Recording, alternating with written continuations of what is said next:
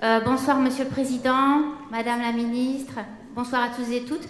Je voudrais parler d'un sujet qui normalement devrait fédérer tout le monde ce soir, y compris nos chers médias, qui ne nous laissent pas souvent la parole. Je voudrais parler des enfants. Des enfants, ça rejoint le thème qui vient d'être évoqué, ce sont les enfants qui décèdent chaque année sous les coups du cancer. Vous ne savez peut-être pas, mais dans notre pays dit civilisé, il y a 500 enfants chaque année qui décèdent du cancer, ce qui représente pas moins de 20 classes d'école. Chaque année, imaginez Mohamed Merah, il tue et il retue. Et pourquoi? On ne sait pas trop, on a quelques pistes. La recherche patine parce que les moyens manquent. Alors certes, Monsieur le Président, récemment, l'État a concédé un pas de géant vu qu'on partait de très très bas, on partait de miettes, puisque 5 millions d'euros ont été octroyés à la recherche sur les cancers de l'enfant, grâce au soutien de députés, notamment En Marche, mais de tous bords, notamment Monsieur Benoît Simian, député de Gironde. J'avais rencontré aussi Madame quelques mois plus tôt. Donc 5 millions, c'est bien, mais c'est encore très peu, et nos entretiens récents avec l'INCa le prouvent. On ne peut pas lancer énormément de projets sur la recherche avec 5 petits millions, il en faudrait 15 à 20, comme l'ancienne députée de Gironde, Madame Martine Faure, l'avait recommandé par ses travaux parlementaires. Donc ça, c'est la première requête par rapport aux dépenses.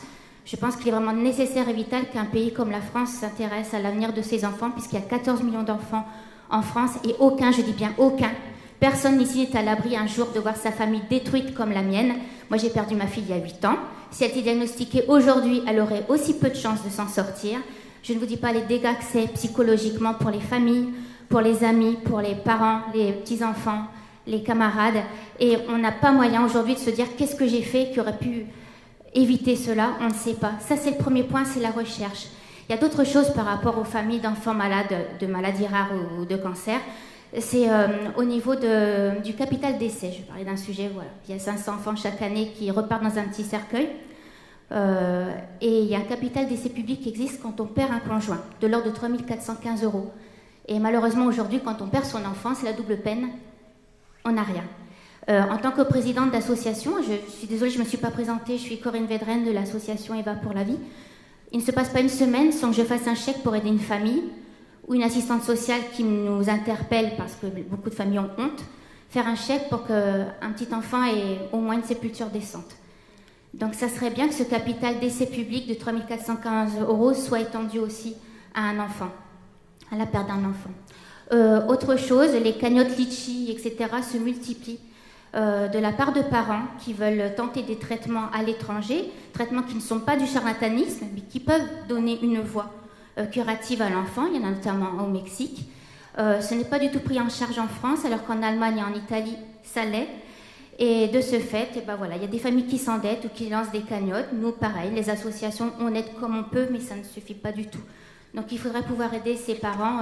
Je vous assure, quand votre enfant vous dit sèchement, je l'ai vécu, il n'y a rien à faire, c'est pas opérable, ce n'est pas curatif, il voit 6 à 12 mois, créez-vous des souvenirs, ce n'est pas acceptable. Donc si on a un petit espoir, même 1%, à l'étranger, on essaye de le saisir. Donc il faudrait aussi voir à ce niveau-là.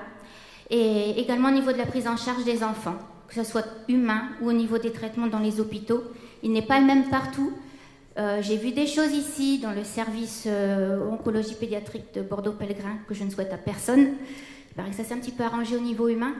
Mais voilà, il faudrait pouvoir mettre des audits, mettre des choses en place pour que ça se passe bien pour tous les enfants. Et pour des choses aussi bénignes aussi, ça peut sembler bénin, mais l'alimentation aussi.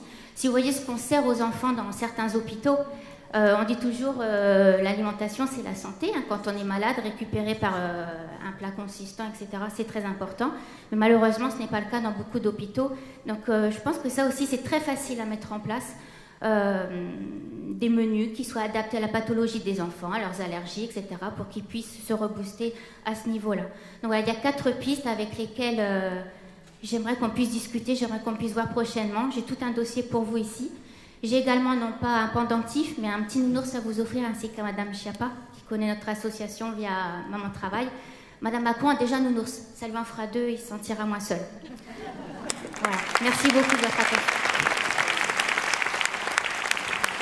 Je compte sur vous, je voudrais vous voir prochainement. Vraiment. Il y a des pistes de budget, il y a plein de possibilités. Et même M. Trump, il a dit récemment qu'il allait débloquer 500 millions de dollars sur 10 ans. Donc si un personnage comme lui, je resterai digne dans mes propos, estime que le sujet en vaut la chandelle, je pense que vous pouvez y aller.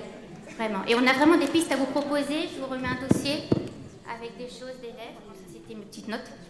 Mais on est vraiment à votre disposition pour faire avancer ça, parce qu'un pays qui s'occupe de ses enfants, c'est un pays qui vaut le coup. Voilà. Merci beaucoup. Merci. Merci.